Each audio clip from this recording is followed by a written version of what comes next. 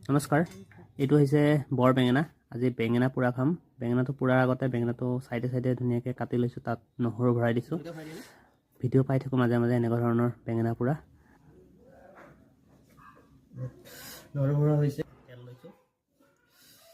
তেলটো দিয়া হয় কিহৰ কাৰণে আপোনালোকে গম পায় নহয়।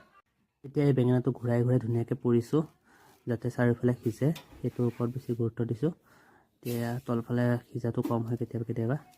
বঢ়িয়াকৈ সিজোৱা হৈ গৈছে প্ৰায়। এয়া বেঙেনাটো পূৰা ফাটি গৈছে, ইতিমধ্যে বেঙেনা পূৰা হৈ গৈছে আৰু এতিয়া আমি বেঙেনাটো পূৰা শেষ কৰিম। এয়া বেঙেনাটো পূৰা হৈ গৈছে ধুনীয়াকৈ।